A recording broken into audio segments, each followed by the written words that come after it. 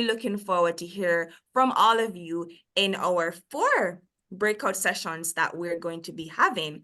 They will happen concurrently, they will be on different topics, and you will have the choice, the freedom to choose whichever one resonates with you the most. So you can go into that session, have a great discussion with our facilitators, and of course, after that, we'll hear from our rapporteurs what were those key takeaways, and also hear the next steps, because one of the things that we are very big on here at the SDG 4 network is that we don't just talk, we implement, we action, and we will share with you how we'll be actioning the ideas that you'd have shared with us this morning. And then to close off, we'll have a keynote from Arigato International, Learning to Live Together. And I can already tell you it's a really powered up, fired up keynote. You will learn a lot. You'll feel energized to go out to Peace Build. So I hope you'll stay on with us to also engage with our keynote at the end. So at this time, we will have from UNESCO section for Global Citizenship and Peace Education, Maha Tahira Malik, and she will introduce us to the recommendations for education for peace, human rights, and sustainable development. Maha, the floor is yours. Hello, thank you so much, Christina, for that wonderful introduction. If I may, I'm just going to share my screen as well because I have a presentation. So I'll get this on and then I'll start from the beginning. Yes, as Christina mentioned, my name is Maha and I'm here to speak to you all about the recently adopted recommendation on education for peace, human rights, and sustainable development. Now, to provide you all with a little bit of context of how this document came to be. So it's an update, in fact, to its predecessor, the 1974 recommendation, which was adopted 50 years ago, and it was created in response to the challenges of that time, notably, which was the Cold War. Lots of tension between countries, and UNESCO's member states came together to create a vision for how education can be a tool for building peace. Fast forward 50 years, the world looks different. We have new and different challenges to peace. We, as we all know, very violent and active conflict, threats to public health, the spread, worsening climate change, the spread of hate and hateful ideologies. And in education, we know that we have the power to address the causes of these issues at their roots. But in order to be able to do so effectively in response to these contemporary challenges, we need to transform our education system. And this recommendation, which is a revision of the 1974, tells us what that looks like and how to do it. So a little bit more about the document and how it came to be. So as I mentioned, that this underwent a revision process. So it took place over the last couple of years, and it was very inclusive and participatory and engaged over 3,000 individuals from over 130 countries. And because it is a legal instrument, all of UNESCO's member states negotiated this text word for word, and UNESCO convened them multiple times to accomplish this task. And in November 2023, it was adopted by consensus by all of UNESCO's member states. And I emphasize this because in this regard, the international community is on the same page of what needs to be done in order to truly build peace with education and how to do it. So this document is fully aligned with the 2030 Agenda for Sustainable Development, but it's intended to be applicable for the decades beyond 2030. And it employs a broadened understanding of peace, that peace is not just the absence of violence. It is an active and participatory process that is built and fostered by the daily actions of each and every individual. So now into the document itself. The overarching aim of the recommendation is that at the very high level, that it aims to infuse the principles of the Charter of the United Nations, relevant human rights instruments, UNESCO's constitution into education. And in addition to this, at the same high level, it ensures a list, a non-exhaustive set of competencies or learning objectives of a compilation of knowledge, skills, values, attitudes, and behaviors that all countries agree are a baseline for what needs to be considered in education and what everyone needs to be able to have in order to engage with their fellow human beings and the world with respect and dignity. And so these are listed on the screen. They range from respect for diversity, decision-making skills, self-awareness, collaborative skills, and very importantly, these are competencies that are continuously developing and improving throughout our entire lives. We're constantly working on them no matter what our setting and context is. And these are all detailed and fleshed out in paragraph 6 of the recommendation. So in addition to the overarching aim and vision of how education can be transformed to build peace and take into consideration the contemporary challenge that we are facing, and taking into consideration what every individual needs to embody in order to build peace, this document is it provides concrete action areas in the form of 13 action areas, concrete guidance. So this is holistic. It provides provisions at every level of education, from early childhood, primary, secondary, higher education, technical vocational education and training, adult learning and education, and it covers the non-formal and informal learning environments in addition to the formal learning setting. And it's system-wide. So it covers policies, curricula, learning environments, teacher development, learning materials. It considers all of this and gives us concrete things to do in its guidance. And the recommendation as a whole is a common ground for different educational approaches. So I've listed a few of the acronyms on the screen. So education for sustainable development, global citizenship education, human rights education and training, health and education. These approaches that may have been seen as overlapping before or may have been addressed by different people because of the different competencies they foster, they're all brought together under one umbrella with this document. And also it's embedded throughout the entire recommendation is a multidisciplinary approach, because we understand that education affects all aspects of our lives and education is affected by the context that we are in. Therefore, it includes provisions for culture, the acknowledgement and in consideration and integration of diverse knowledge systems, climate change, not only what and how we teach it, but how we even adjust our infrastructure, adapt and mitigate, public health considerations, the development of our mental health, nutrition, digital technologies that create the fostering of safe learning environments online in addition to offline, economical consideration. It takes all these into account and includes them into one document. Now, finally, ultimately, this document is intended to be a tool that is used. Although it is a legal instrument, it's not just intended for policymakers. In line with the participatory approach to building peace, we believe that all stakeholders in education can find something to do with this recommendation. And so on the screen, it's a compilation of ideas for action that are inspired by the learning objectives and the competencies that we hope to instill in everyone, and also based on the concrete guidance provided in the recommendation. And so these are all also available on our website, which I have linked here, and also there's a code there. And I'll end on this final note that the recommendation, it's an inspiration, and very importantly, it's actionable for everyone. And I hope that you're able to appreciate the significance of this internationally agreed upon document and its ability to be a very useful reference for our work, no matter where we are in our lives, to help collectively build peace. And I will stop there. Thank you so much for your time. On to you, Christina. Thank you so much, Maha. I think that was a very important explanation for us here, because it also helps to further set the context as we go into the breakout discussion, which is next. But just before that, I am going to have my team on the back end and just to play the video for us that we tried to watch earlier.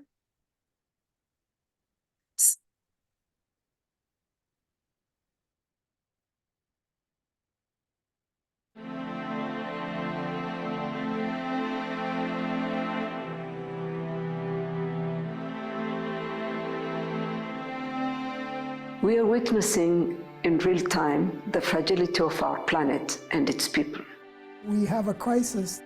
هي آفة من آفات المجتمع تؤدي إلى تقويض كيانات المجتمعات عامة حيث أن الجريمة تستنزف طاقات كبيرة من الشباب، من الأيدي العاملة، من الاقتصاد الوطني. Youth must have the basic rights, right to health, right to nutrition, right to well-being, and right to education. Think of education as something that is building a young person identity. Nobody's born corrupt or an excellent citizen. It's really a matter of learning. It's really a matter of being exposed to tools and to experiences that will change your mind, and then will change your heart, and then will change your behavior. You grow up in a world and inequality is all you. Thank you. So we've just watched that video and we're seeing that, and even without the video, we know because we experience it in our own context as well, that we're facing a lot of conflicts within our communities, within our countries, and across the world. But as young people, we don't just want to focus on that despair and hopelessness, right? We want to give light to the solutions that we have, the ideas that we're brimming over with, and we want to add that collaboratively to ensure that the world of the present and of the future is made better. I'm sure we all agree. And I saw Larissa mention in the chat earlier that she's really happy for this session because she will get the opportunity to contribute meaningfully. So I'm happy that you're all excited for this, and we're going into our breakout sessions right now. I will give a little background as to what each breakout room is about. So for our first breakout room, give me a second, I'm just going to share my screen again. Yes, for our first breakout room, we have the role of youth, parents, teachers, community leaders, and policymakers in terms of peace building. And our facilitators are Dr. Yulia Nestorova, lecturer at University of Glasgow and co-lead on ESRC-funded projects for youth inclusive peace processes, joined by Vivian Scheimer, teacher and refugee guidance counselor for complementary pathways with UNHCR. In room 2, we have rule of law and strong institutions, facilitated by Max Amano, member of the United Nations Office on Drugs and Crimes Youth-led Integrity Advisory Board. For room 3, we have skills, competencies, and values needed to become peace builders, facilitated by Roberta Hernandez Juarez, Director of Youth Building, The Future Global from Mexico, and Azra Hodzik, Project Coordinator at Peace in Our World. Then we have room 4, capacity building session on mediation. Facilitators are Ilya Lysenko, facilitator at Learning Planet and practitioner in the fields of education, negotiations, and conflict resolution, joined by Musa Karu, founder and team lead of Peace Drivers. All right, so you are allowed to choose whatever room you'd want to join, whatever resonates with you most based on your experiences or the work that you're doing. Please look at your screen. You will see the names of the breakout rooms. Select the breakout room that you'd want to be a part of. And once you get in, please have a great time. Just remember to be respectful of the intercultural differences, but of course, share with us, ask your questions, and I look forward to hearing the key takeaways later on in the program. So the breakout rooms are currently on screen right now. It's 4 rooms. Just choose whichever room you wish to be a part of. Role of youth, parents, teachers in peace building. Rule of law and strong institutions, skills and values needed to become peace builders, and capacity building on mediation.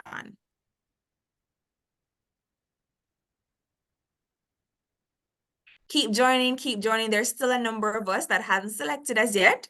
So keep joining, don't be shy. The facilitators are excited to meet you in the sessions and to hear from you.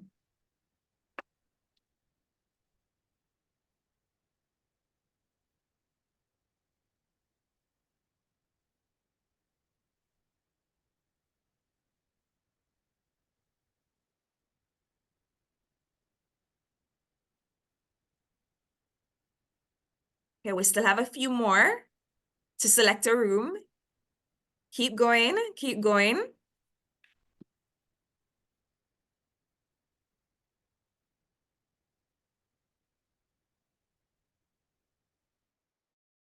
Night, whichever time zone you're in.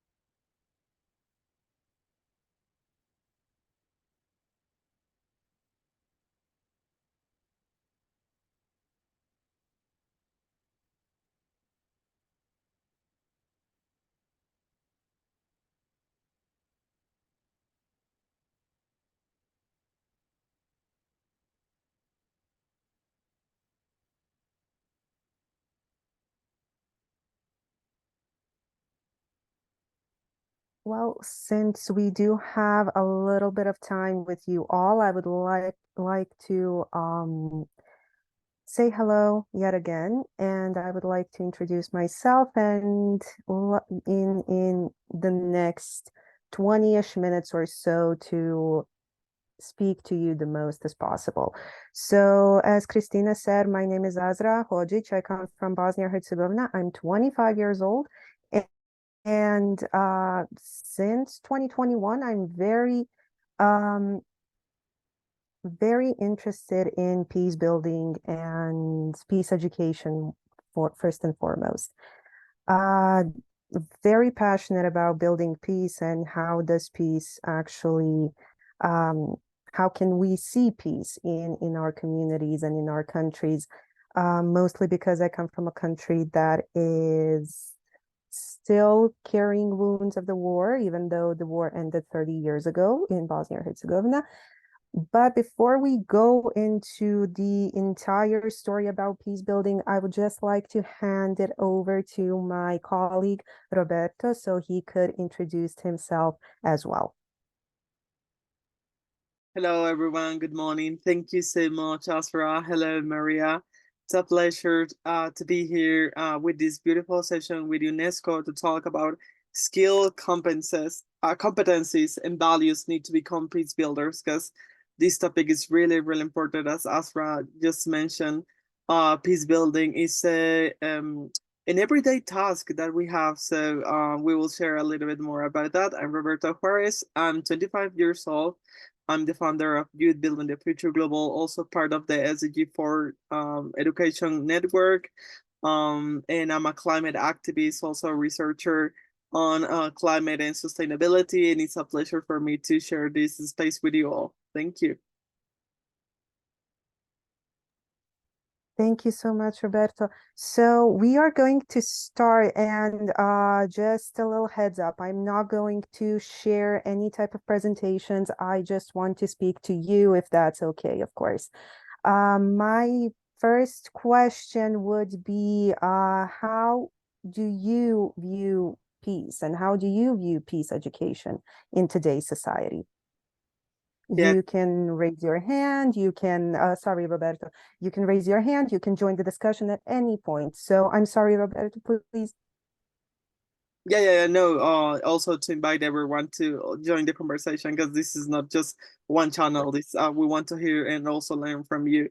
So thank you so much. I would love to start just sharing that I think for our generation, or at least my generation, has grown up hearing and listening about peace, and we grew up with, like after the Second World War, with multilateral instruments, just like United Nations, and the impact that this have on education, and the instrument that gave us to to work with peace, to work with education, to work with youth, to work with civil society and this international community. And I think that really changed a lot the vision that we probably have about the role of peace and education, because I remember this phrase while I was preparing for this conversation, and I think it's one of the most popular, and I love it. It's the Gandhi phrase that says that there's no way for peace. Peace is the way.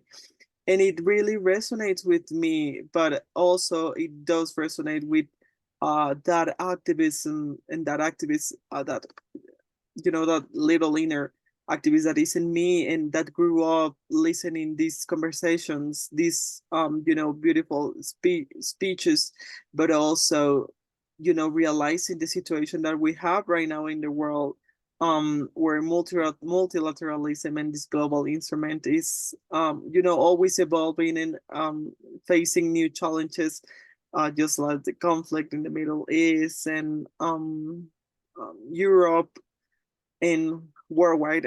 I can talk about the context in Latin America that also for crime, war, and the effects of drugs, But for me, peace is this vision, which is not only utopical, but it's a vision that we can have a better world, a vision that contemplates collaboration, and a vision that contemplates, involving all actors in our society, to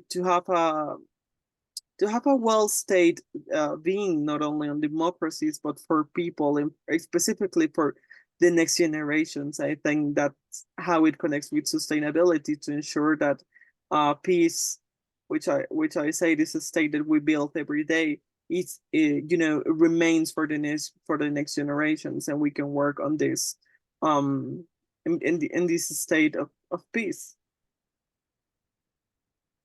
Thank you so much, Robert. I really love that you brought up what Rumi said a while ago. There's no path to peace. Peace is the way. So yes, essentially, we as the younger generations are the new force of peace, let's say. Some might argue that there is no peace without the entire work of the past and all of these things. But as we know, sometimes history repeats itself. Unfortunately, we are more witnessing that rather than other more positive, let's say, examples, because there's a research done by teachers, history teachers, when they asked, okay, how much of your lectures are being panned towards wars and conflicts? And almost all of them said, well, yeah, about 70% of our teachings are about wars and conflicts that happened all around the world. And when they asked, okay, how many of your teachings are connected to peace and peace processes, not a good percentage was noted. So I would like to hear from anyone else about what peace is, so we can swiftly move into skills, competencies, and values.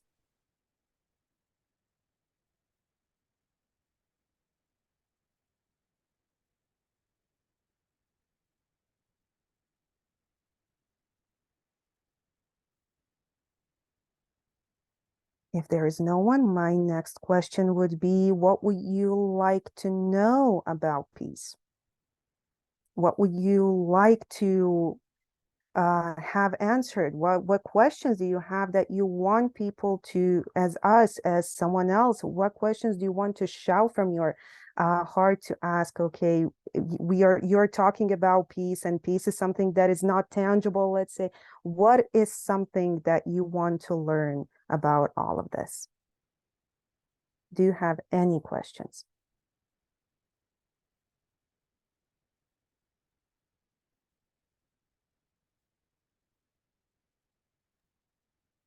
Asra, what if we maybe do a round of introductions, and everyone, maybe as they introduce themselves, can say, for example, a value or something that is in their life that is something that drives them, and then we get the conversation started from something that they value and that has helped them maybe in difficulties or in their lives.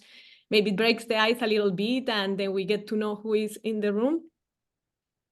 Of course, that would have been my next question, but because of the time, I would just like to hear from anyone before we get the conversation started. But I'm going to say yes, thank you, Maria. So if we could get a round of people saying their name, where they're from, and the main value that they carry.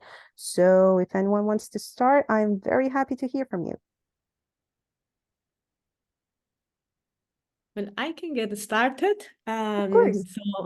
And Maria Lucia Uribe, I'm originally from Colombia. I live in Geneva in Switzerland. And I think solidarity is a value that I have carried with me that comes a lot from my family, always helping the other and be there, always available and in solidarity with those who need it. So that's something that carries me all the time. And at times in Europe, where I live now, the society is not so family oriented or is not so connected, I would say. I miss that because in Latin America, neighbors go open the door, go to the house, you are in this connection.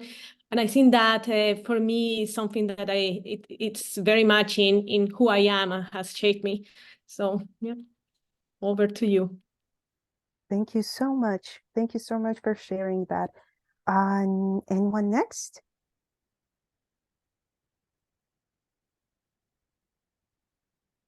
Yes, please. Hi, do you have my voice? Yes, I can hear perfectly. Okay. So hi, my name is Mahdi Mohseni. I am originally from Afghanistan. I'm currently living in Turkey. If that's okay, I wanted to ask the question that I have that you earlier asked about the peace and in general.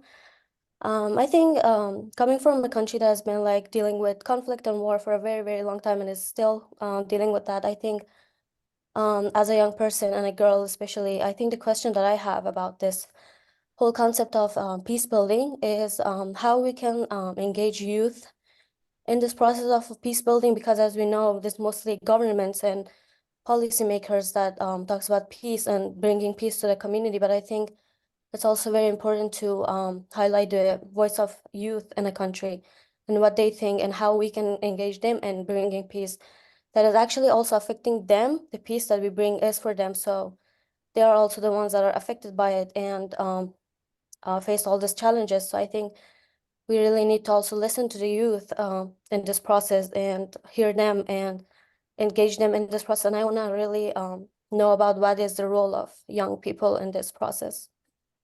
Thank you. No, thank you so much, Mahdia, for the question. I will take a little bit of time to answer later, but first I want to hear from you next. Nadia, I'm sorry if I mispronounce your names. Hi, Azra. Hi, Maria and Roberto. My name is Nadia Sista. I'm from Indonesia, and I currently serve as a researcher at the United Nations Foundation Initiative. So I would love to ask, perhaps it's kind of like a specific one, but I would love to know how to deep dive into the strategy that we could do with these positions among youth, because as we all know that propaganda, fake news and stuff like that is, it's spread in this society so fast, and I would like to know how to tackle this issue, because that subjectivity is the first thing that we should tackle when it comes to how youth in many countries define peace itself. Thank you so much. Thank you so much for the questions. Very important questions. Elian? Thanks, Azra and Roberto. By the way, I really love the question of Nadia. I think that's a really cool thing to talk about later. But again, my name is Ilan. I'm from the Philippines. I'm an educator. I'm a teacher. And I'm really eager to hopefully hear concrete or strategic examples of how to instill or how to teach peace building. So that's what I'm really looking forward to. Thanks, everyone. Thank you so much. Alexandra? Hi, everyone. My name is Alexander Asion. I'm from Benin Republic in West Africa. I'm very sorry for the delay, but I'm very delighted to be part of this discussion. So my concern is this. Today, we can notice that this is the most thing the world is in need for today, considering everything that is happening throughout the globe. And when we take Afghanistan, Ukraine, and any other country, what is happening today is very, very critical, and we should protect peace. So my question is, how to make peace sustainable? How to work on the sustainability of the peace today? When we come at, organizing some activities, maybe summits or any other workshop talking about peace, and when we finish, when we cook up, we do not think about what can be the mechanism that we can just set up to make it available at any time that it is needed.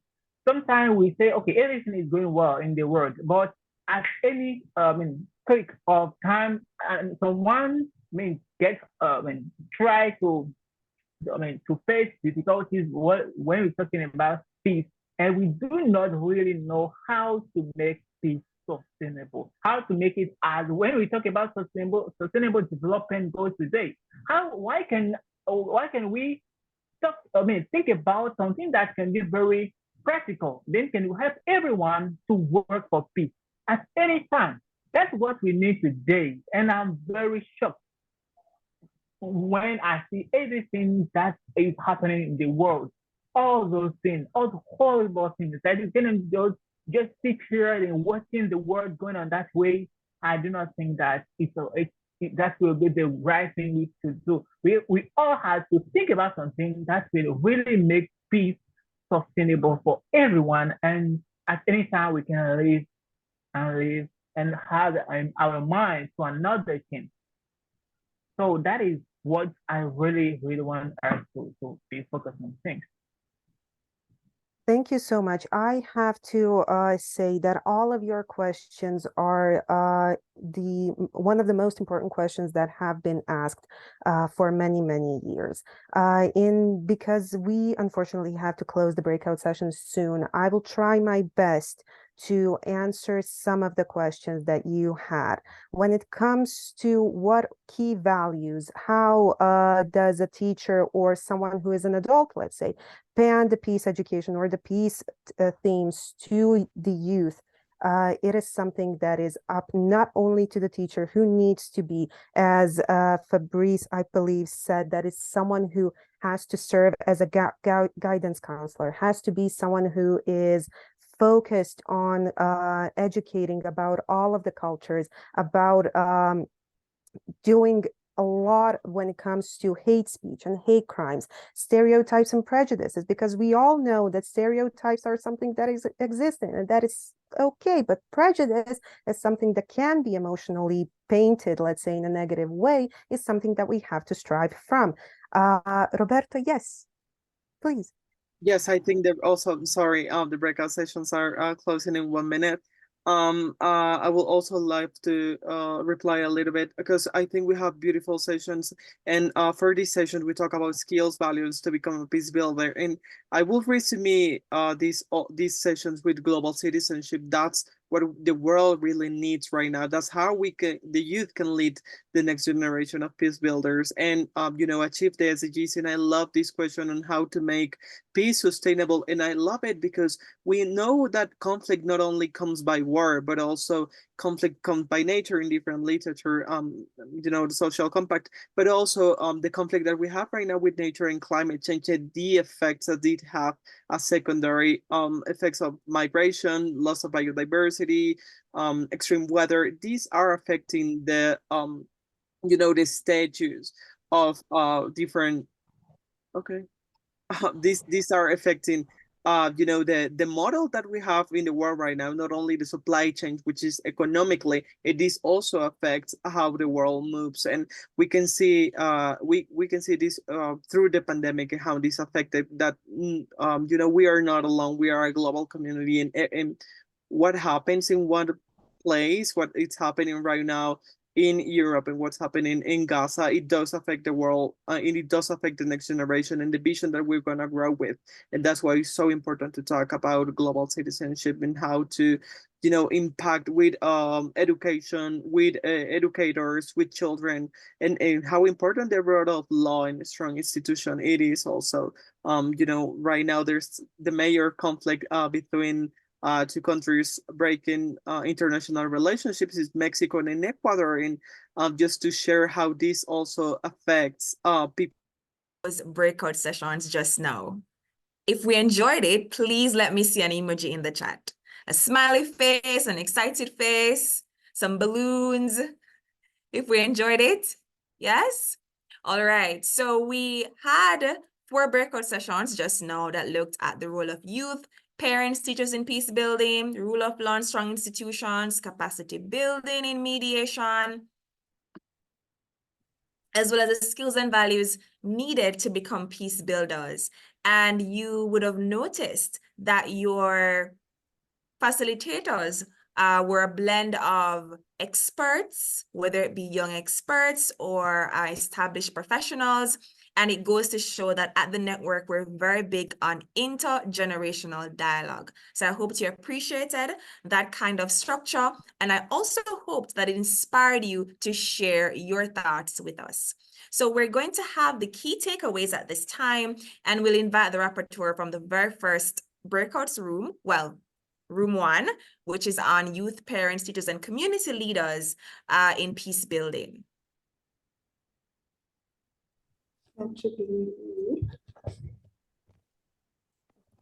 Is everyone, can you hear me, guys? Yes, we can. Amazing. So actually we had the most enriching discussion, and I hope that I can fit all of that we talked about or the participants' views in those 2 minutes. So actually those are the key takeaways or the most things that they said.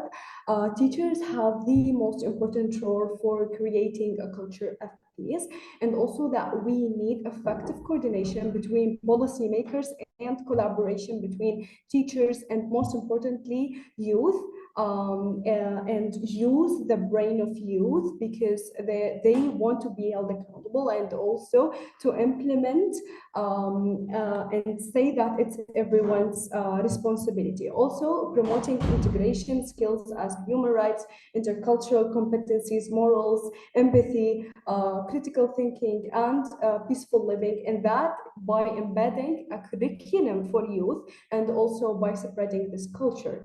Also, embracing diversity was something that was very much important, and educators play also a pivotal role by also saying that integrating skills that are needed to create peaceful societies. And also parents should be more open for communication and fostering and believing in their kids and the powerful of the action that they can take, and also educate youth and provide them with economic opportunities, and also advocating for needing of sustainable projects that they should lead, and finally make a real change and a lasting impact by believing in the power of working all together as a community and coordinating really collaboration between policymakers and youth and teachers. Thank you.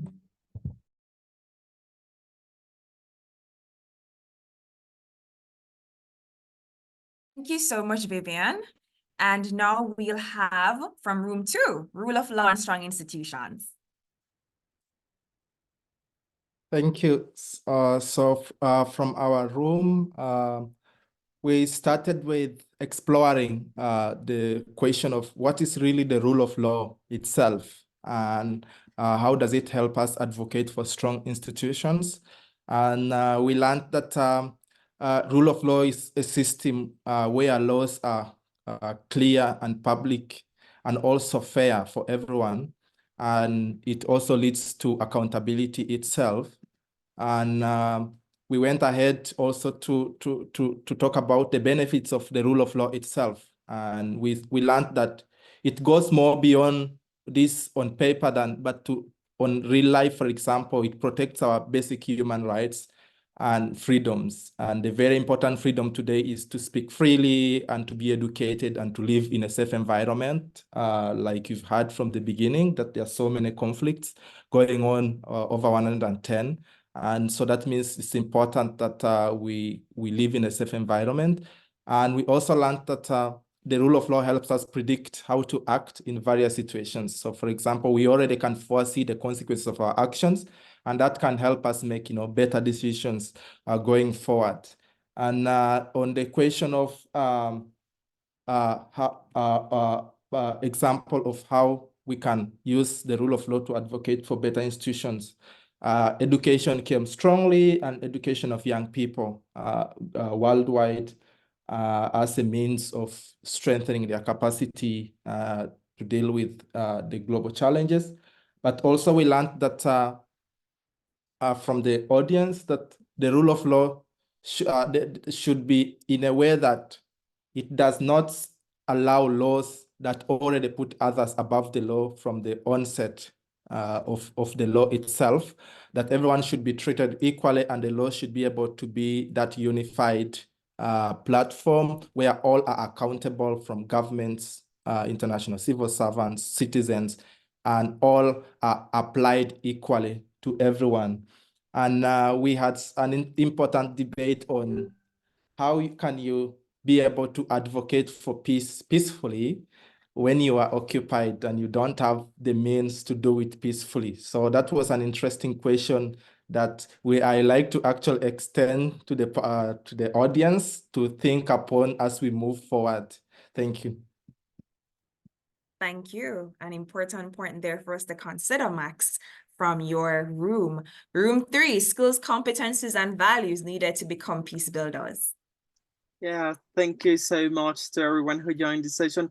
Oh, we have some beautiful questions to really involve how do we involve youth, the skills that we need to really make values for become peace builders, how to deal with fake news, how to deal with media overload, how teachers and concrete strategies applies, and specifically how to make peace sustainable. And this question took a lot of conversation, because we understand, and this is how we highlight climate change and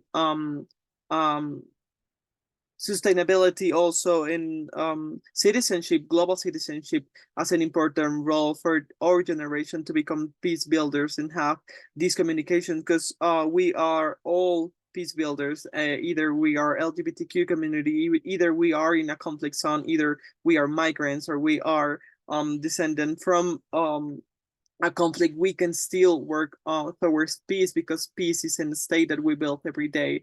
And that's something that we highlight in this short time on the breakout room, but we love to hear other people's opinion and how these questions are specifically for youth, how we can involve youth. So I won't take too much time just to say it about global citizenship and how important it is to impact in the world, to create these beautiful networks, to be part of the solutions, and have this network of support, and have more people involved in peace is necessary, not only for this moment, but also for the next generations, because everything that we do right now is key for their future and for their peace, specifically the war that we have with nature and how this is affecting the future of next generation. So it was a really short of time, but I'll love to hear more. Thank you.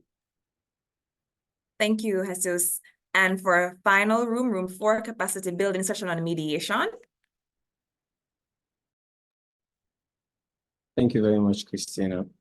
Well, we had a wonderful facilitator, Ilya, and he spoke a lot about the different aspects of mediation. Firstly, he started by telling us about the mediation skills map, which involves mediation skills, negotiation skills, conflict resolution, as well as communication skills.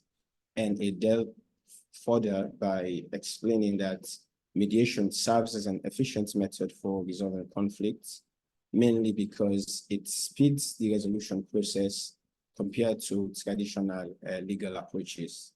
And this method provides a platform for direct communication between the parties that are involved in the mediation process, and it enables them to access and resolve issues swiftly as compared to formal legal procedures.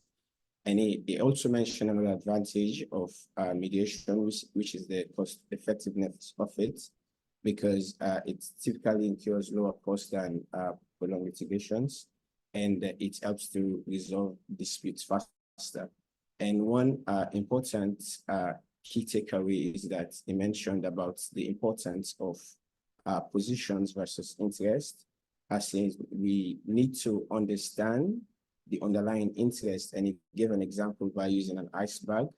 That is mostly what we see is the positions that we tend to take, the outcome that we want out of a negotiation process, but we should go deeper and try to understand the underlying motivation of various actors in order for us to be able to address the underlying issues that are burning.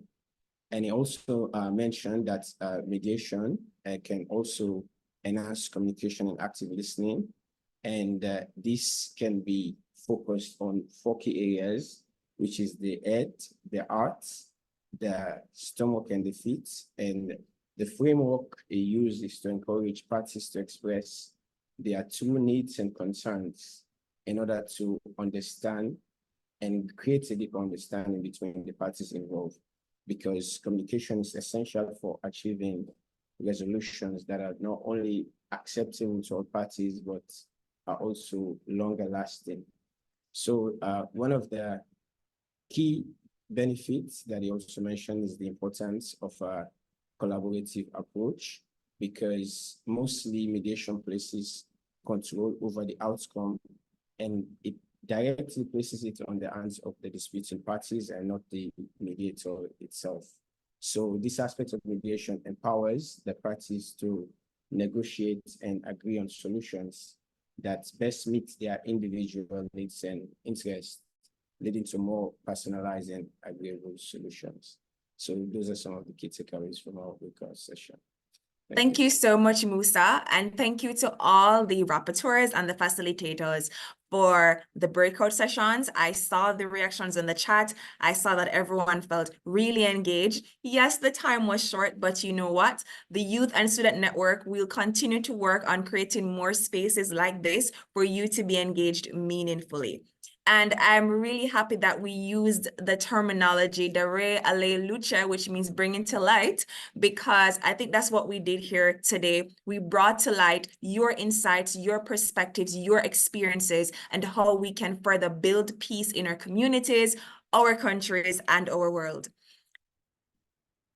Before we close off, we have to have our incredible keynote speaker, Maria Lucia Uribe, Executive Director of Arigato International. She'll be leaving us fired up, empowered to go out to create more peace builders and to also peace build as well within ourselves and within our own communities. But because this will be my final time that you'll hear my voice, I want to take the opportunity to thank our team working behind the scenes, Anna and Carl. Yes, I want to thank you on behalf of the UNESCO SDG for Youth and Student Network for the hard work that you've put into helping us to have this session here today. And of course, to also thank the members of the network who are here joining us as well. And I really wish you the best with the rest of the session. But Maria, the floor is now yours, and I really welcome you and also thank everyone for engaging us today and hope that you will enjoy the rest of the session. Maria, over to you. Thank you so much, Christina. You have been wonderful, and thank you for this introduction. It has been a very enriching session. And as Christina said, I'm Maria Lucia Uribe, and the Executive Director of Arigato International Geneva. And I want to thank the UNESCO SDG for Youth and Student Network for the invitation.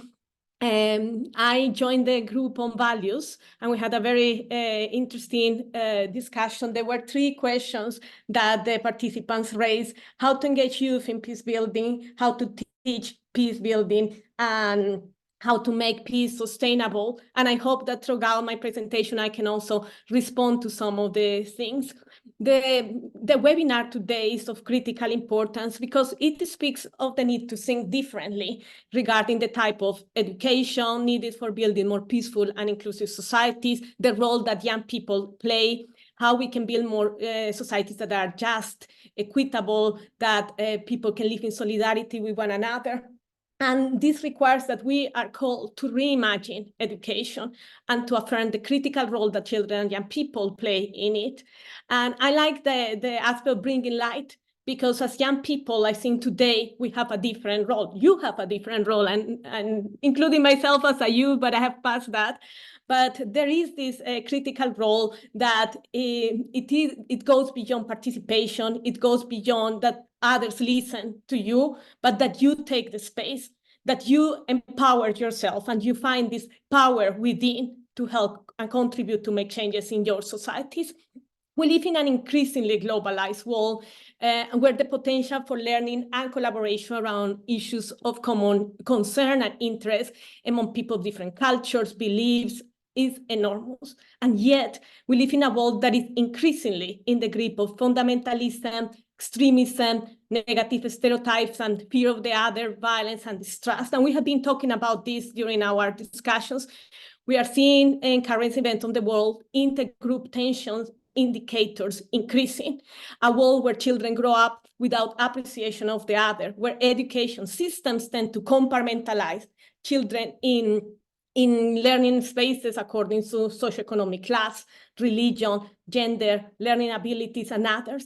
That's reinforcing the very factors that lead to divisions and fear of the other in societies at large. So the role of education should be challenging structural violence, challenging those cultural violence that justify direct and structural violence. So today, education systems need to be reimagined. They need to be reinvented to respond to these multiple ethical challenges that we have, and to also this globalized nature of our daily interactions with others. But also, education needs to respond to the critical role that young people have in building knowledge, and that is relevant to them and to participate in society. So it's not enough for schools to only foster knowledge, include subjects that help children develop life skills. Life skills are critical, but they are not enough.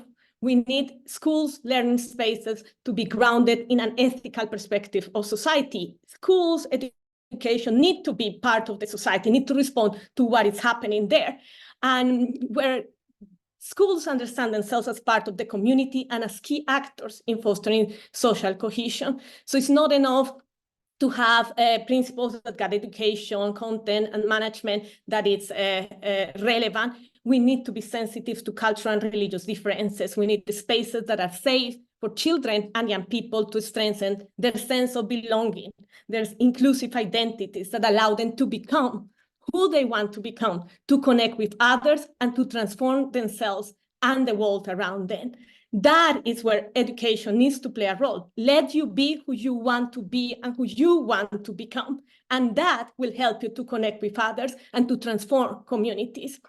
So it is unacceptable, and I would say that is even unethical, if because of political interest, religious or cultural righteousness, economic advantage, education systems, informal and non-formal education, shut themselves to welcome the other, recognize and foster respect for diversity, the inclusion of those who come from diverse backgrounds, or even to equip learners to live in solidarity with others. In the world today, education cannot afford to be divisive, because education has two phases. It can either reinforce divisions in societies, or it can act as a tool, as a mechanism to bring people together.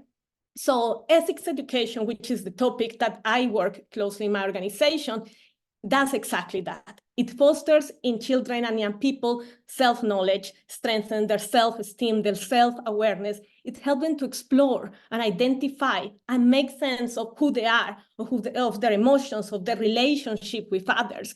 It supports them to think critically, to have spiritual awareness. And I really like the topic here, be the light. That is a call to go within you to have this spiritual understanding of who we are in relation to others, to form positive relationship with others, to challenge prejudices and stereotypes, to transform conflicts. So we work in this material you see on the screen with UNESCO and UNICEF many years ago in this material that is called Learning to Live Together, which is an intercultural interfaith program for ethics education that has been implemented in more than 40 countries. It's a program for educators, for informal and non-formal, so youth leaders, social workers, teachers, in all kinds of settings to nurture values and spirituality in children for them to learn to live together. And it addresses values, and we work very closely with 4 values: empathy, respect, responsibility, and reconciliation. Someone was saying, what values are there? These are values that were chosen because they are common to most societies and people, that if you talk about these values, no one will say and contest those values. The importance of empathize with others, respect the other for who they are, the human dignity. And then the program helps strengthening children's identity, their critical thinking, their ability to empathize with others, but most importantly, it empowers the young people. So at the end of the programs, children develop collective actions to work with others. So we have these 4 values, but the whole methodology is what changes. You were talking about the role of teachers. It's critical in education. So we have transformative pedagogies. So the child, the young person is at the center of learning, and then the whole environment is created safe for children to learn, to speak up, to be themselves. I'm not going to talk much more about this tool. You can find it on our website. I will put it on the chat, and you can download it. It's in about 13 languages. We have implemented in more than 40 countries around the world. We have working with governments, ministries of education, religious communities, UNESCO-associated schools, and many others. But I think that what is more important, and people were saying, how do we teach peace? How do we teach peace building? Is that it's not about teaching. It's about creating and nurturing environments for children and young people to develop themselves in connection with others. And we have in the methodology several aspects, but I'm going to mention 4. One is that we allow children to develop their capacity to reimagine what the world would be if. Because as young people, you have inherited a world that is divisive and where there are many structures. So we need to have the spaces for young people to reimagine a different world. And that is allowed and through different mechanisms, methodologies, case studies, role play, practical methodologies. Critical consciousness comes from the Brazilian educationalist Paulo Freire. The critical consciousness, the capacity to think different, to see what is your role in society, to see how you can influence, and that you understand the power that you have within you to transform yourself and the system around you. Critical thinking, and I'm going to talk much about this, you all know it, but also interconnectedness with others. This is a critical aspect of learning to live together with others, of peace building, that we understand that we are who we are in relation to others. The concept of Ubuntu, I am because you are, and that has a very important connotation on how we see our relationship with others. Our programs, we have done monitoring and evaluation programs, and we have seen very important results in terms of change of attitudes, behaviors, on how children, particularly privileged dialogue over violence, the creation of spaces to reflect about situations of conflict that normally children are not allowed to think, or they don't have the spaces to think much in schools, how they see their relation with others.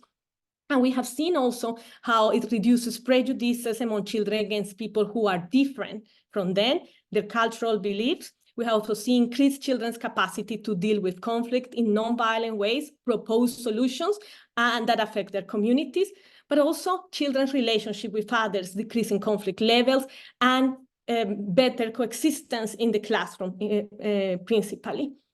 So I know that time is running, and I want to finish with a story. So a story that speaks of of the power that we have, in particular the power that you have as young people. Once there was a wise old woman and a smart little boy. The boy was driven by a single desire to expose the wise old woman as a fool. The smart boy had a plan. He had captured a small and very fragile bird in the forest. With the bird cupped in his hands, the boy's scheme was to approach the old woman and ask her, "Old woman, what do I have in my hands?" To which the wise old woman would reply, "You have a bird, my son." Then the boy would ask, "Old woman, is the bird alive or is it dead?" If the old woman would reply that the bird was dead, the smart boy would open his hands and allow the bird to fly off back into the forest. But if the old woman replied that the bird was alive, the smart boy would crush the bird inside his cupped hands and crush it until at last the bird dies. Then the boy would open his hands and say, "See, old woman, the bird is dead." And so, as the story goes, the smart boy went to the old woman and he said, as planned, "Old woman, what do I have in my hands?" The old woman replied, "You have a bird, my son." "Old woman," the boy then said, his voice dripping with disdain, "is the bird alive or is it dead?" Whereupon the old woman looked at the boy with her kind old eyes and replied, "The answer is in your hands, my son. The answer is in our hands, friends. It's in your hands." The Danish theologian Lekstrup introduces the concept of ethical demand. We are demanded to respond to others and to situations that affect others, not because of sympathy, but because of the simple fact that our lives depend on each other and we are all interconnected. We hold the life of others in our hands, and what we do or do not do have an impact in ourselves, but also on others. Education today needs to be conceived as an ethical demand, and fostering children and young people the awareness of this ethical dimension of our interactions with one another, and a moral imagination to contribute to make the communities more inclusive and to leave no one behind. So I will leave it here. I hope that after this session where you have started to discuss concrete aspects, and our colleagues in the beginning said, we want to move into action. Here we are for action, that you explore this power within you, but also the interconnectedness with others and the sense and the ethical demand you have to make a difference in your societies and to transform education. In the world today, we cannot afford passive young people. We need empowered young people that can challenge structures of violence and create peace. And that peace is created when you believe in yourself, you empower yourself, you don't wait for others to give you the space, but you work with others across boundaries to make a difference in your societies. So thank you so much for the time here and for being together. Thank you. Thank you, Maria, for that powerful speech. We have now reached the end of our session, so I would like to thank our facilitators and the rapporteurs for their contributions. I would also like to thank all the participants for sharing their views and opinions, and hopefully everyone will leave this session feeling they've gained something that they can use either professionally or academically or in their private life. If you're interested in more content from UNESCO and the SDG for Youth Network, you can write to us at sdg4youth@unesco.org, which we will also post in the chat for all future events. If you're writing, please send your name, your country, and your mobile phone number. So I hope you've all had a pleasant hour and a half, and I hope to see you at all future events. Thank you once again, and have a nice afternoon or wherever you are, morning, evening, or night, depending where you are. Thank you so much.